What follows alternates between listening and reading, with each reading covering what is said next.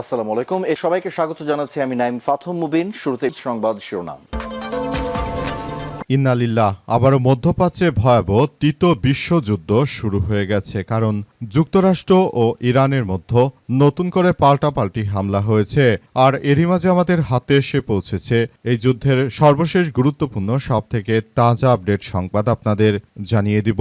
প্রথমেই জানিয়ে দিব আবারও ইরানে ভয়াবহ মার্কিন হামলা। আবারও দ্বিতীয় দফায় হরমুজ প্রণালীতে একটি বাণিজ্যিক জাহাজে ড্রোন হামলার জেরে ইরানে ভয়াবহ হামলা চালিয়েছে যুক্তরাষ্ট্র। এর ফলে কয়েকদিন আগে হওয়া যুদ্ধবিরতি ও সমঝোতা কার্যত নতুন সংকটের মুখে পড়েছে। আবার মার্কিন হামলার পর পাল্টা জবাব দেওয়ার দাবি করেছে ইরানের ইসলামী বিপ্লবী গার্ড বাহিনীর সদস্যরা। জানাবো রোমে একই পরিবারে ৩ বাংলাদেশিকে হত্যা। ইতালির রাজধানী রোমে একই পরিবারের ৩ জন বাংলাদেশি নাগরিককে ছুরিকাঘাতে নৃশংসভাবে হত্যা করা হয়েছে। এই ঘটনায় তাদের ১৭ বছর বয়সী ছেলে কোনোমতে জীবন নিয়ে শেষ রক্ষা হয়েছে। বাকি পরিবারের ৩ সদস্যকে কুপিয়ে হত্যা করা হয়েছে। আজ স্থানীয় সময় ৯টার দিকে রোমের পশ্চিমাঞ্চলের কাসালত্তি এলাকার ভিয়া মন্তিলিও সড়কের একটি বহুতল আবাসিক ভবনে এমন ঘটনা ঘটে। এদিকে চুক্তির পরও হরমুজে ড্রোন হামলাকে কাণ্ডজ্ঞানহীন বললেন ডোনাল্ড ট্রাম্প। হরমুজ প্রণালীতে একটি পণ্যবাহী জাহাজে ড্রোন হামলার অভিযোগ তুলে ইরানকে সরাসরি দায়ী করে যুক্তরাষ্ট্রের প্রেসিডেন্ট ডোনাল্ড ট্রাম্প বলেছেন যে ইরানের সঙ্গে আমাদের যে চুক্তি হয়েছে সেই চুক্তি লঙ্ঘন হয়ে গেল। ইরানের বুকামির কারণে এই চুক্তি বাতিল হয়ে গেল এবং এতে ইরানকে কঠোর হুঁশিয়ারি দিয়েছে ডোনাল্ড ট্রাম্প। উল্লেখ্য, আজ একটি সিঙ্গাপুরের বড় বাণিজ্যিক জাহাজের উপর এই আক্রমণ চালানো হয়। এরপর জানাবো মধ্যপ্রাচ্যের সামরিক ঘাঁটিতে পাল্টা হামলা চালালো ইরান। মধ্যপ্রাচ্যে যুক্তরাষ্ট্র এবং ইরানের মধ্যে সামরিক উত্তেজনার এক নতুন মাত্রায় পৌঁছেছে। ইরানের ড্রোন ও ক্ষেপণাস্ত্র ডিপো এবং উপকূলীয় রাডার সিস্টেমে মার্কিন বাহিনী হামলার পর মধ্যপ্রাচ্যে দফায় দফায় মার্কিন যুক্তরাষ্ট্রের বিভিন্ন সামরিক ঘাঁটিতে হামলা চালিয়েছে ইরান। এই হামলার তীব্রতা এতটা বেশি যে স্যাটেলাইট স্টেশন থেকে সেখানে ধোঁয়া উঠতে দেখা গেছে। এর ফলে হয়তো যুদ্ধবিরতি চুক্তি বাতিল হয়ে গেল।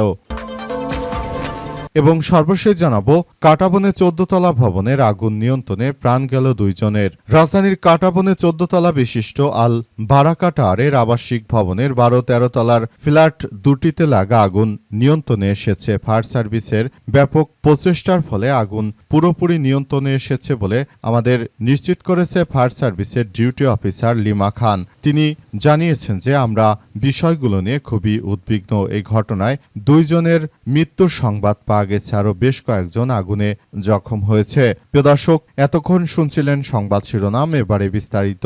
তবে তার আগে বন্ধুরা অনুরোধ থাকবে এই সংবাদটিতে একটি লাইক দিন।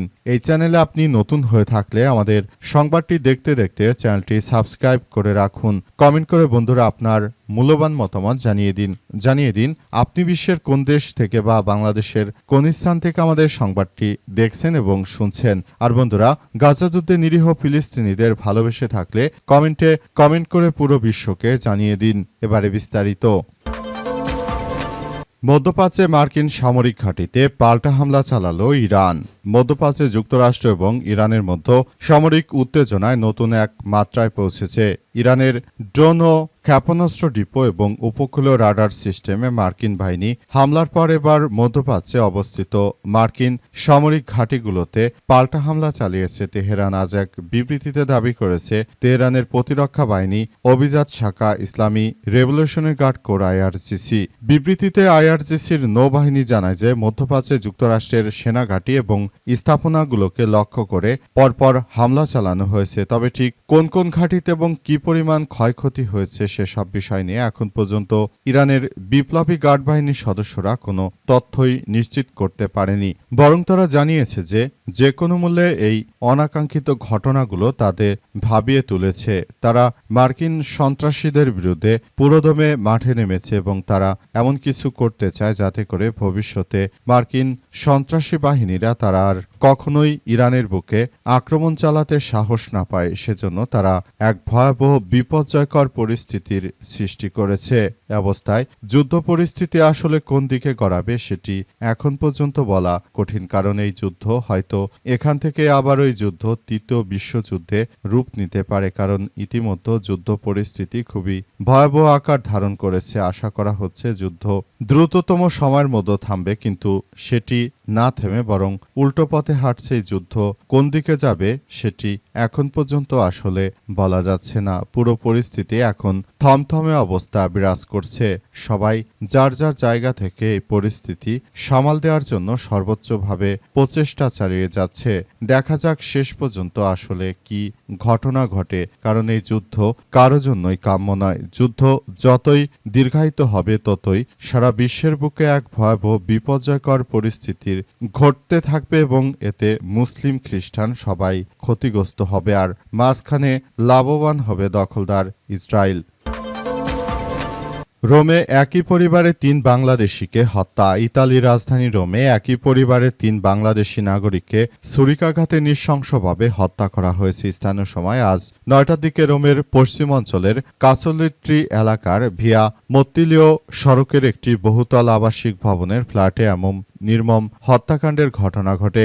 নিহতরা হলেন নোয়াখালীর বসুরহাট এলাকার বাসিন্দা কামাল এবং তার স্ত্রী ও তাদের ৫ বছরের কন্যা শিশু। হামলায় গুরুতর আহত হয়েছে তাদের ১৮ বছর বয়সী ছেলে।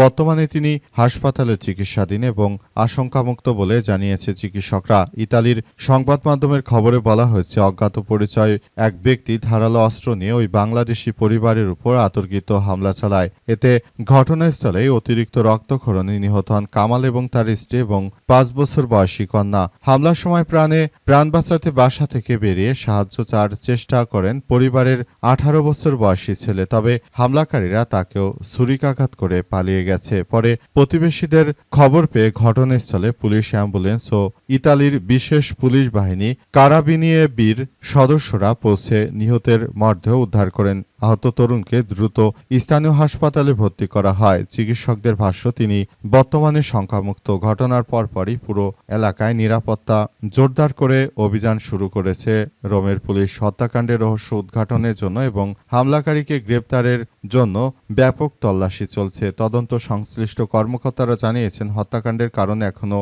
নিশ্চিত হওয়া যায়নি। এটি পূর্ব শত্রুতার জেরে বা ডাকাতির চেষ্টা নাকি অন্য কোনো উদ্দেশ্য সেটি এখন পর্যন্ত জানা যায়নি। এই নৃশংস হত্যাকাণ্ড কেন ঘটেছে সেসব বিষয় নিয়ে অধিকতর তদন্ত করা হচ্ছে।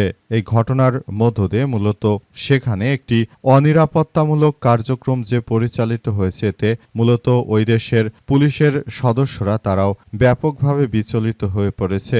তারা বলছে, ইদানিং সময়ে এই শহরগুলোতে অপরাধের প্রবণতা আরও বৃদ্ধি পেয়েছে।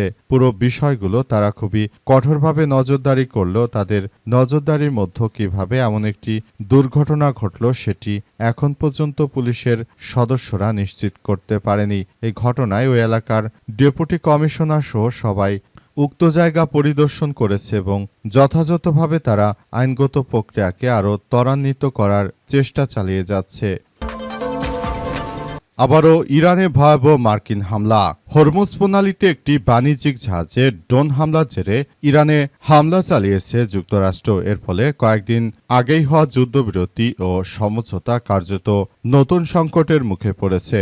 আবার মার্কিন হামলার পর পাল্টা জবাব দেওয়ার দাবি করেছে ইরানের ইসলামী রেভলিউশনারি গার্ড কোর IRGC, যা মধ্যপ্রাচ্যে নতুন করে উত্তেজনা বাড়িয়ে দিয়েছে।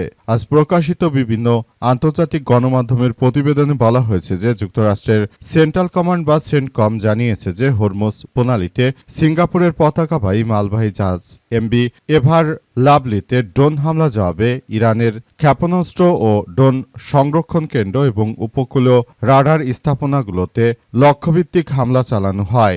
যুক্তরাষ্ট্রের দাবি, ইরানের এই হামলা আন্তর্জাতিক নৌ চলাচলের স্বাধীনতা এবং সম্প্রতি হওয়া যুদ্ধবিরতি চুক্তির লঙ্ঘন। ইরান এই হামলার নিন্দা জানিয়েছে এবং সেই সঙ্গে পাল্টা হামলা চালিয়েছে। ইরানের IRGC বলছে যে ওয়াশিংটন বরাবরের মতোই তার প্রতিশ্রুতি লঙ্ঘন করেছে এবং ইরানের নৌবাহিনী এই অঞ্চলে যেসব স্থানে হামলা চালিয়েছে সেখানে মার্কিন বাহিনী মোতায়েন রয়েছে। সংস্থাটি আরও অভিযোগ করেছে, এই আগ্রাসন পুনরাবৃত্তি ঘটলে আমাদের জবাব আরও ব্যাপক হবে। সেন্টকমের এই ঘোষণার পর ইরানের সিরিক বন্দরের কাছে বিস্ফোরণের খবর পাওয়া যায়। ইরানের একটি সামরিক সূত্র জানিয়েছে যে স্থানীয় সময় আনুমানিক রাত 11:15 দিকে দক্ষিণ ইরানের বন্দর নগরী সিরিকের ডক এলাকায় একটি ক্ষেপণাস্ত্র আঘাত হানলে সেখানে একটি ভয়াবহ বিস্ফোরণের ঘটনা ঘটে।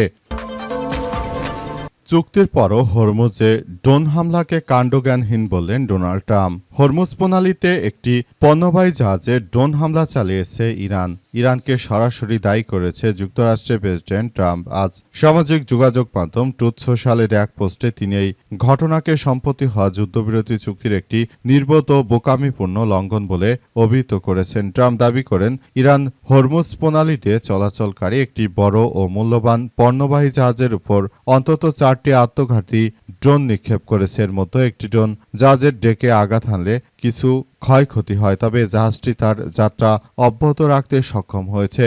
যুক্তরাষ্ট্রের সামরিক বাহিনী বাকি 3টি ড্রোন ভূপাতিত করেছে বলে দাবি করেছেন তিনি। যদিও ট্রাম্প এই হামলার সুনির্দিষ্ট সময় বা আক্রান্ত জাহাজ সম্পর্কে প্রথমে না বললেও পরে জানা গেছে জাহাজটি সিঙ্গাপুরের। ঘটনার সত্যতা নিশ্চিত করেছে যুক্তরাষ্ট্রের এক কর্মকর্তা সিএনএনকে জানিয়েছে যে এই ধরনের হামলা নতুন করে যুদ্ধের উস্কানি দিল ইরান। তাই ইরানকে আমরা কোনোভাবে ছাড় দেইনি। সঙ্গে সঙ্গে তারা ইরানের বুকে পাল্টা আক্রমণ চালাতে শুরু করে এবং এই আক্রমণের তীব্রতা খুবই ভয়াবহ ছিল।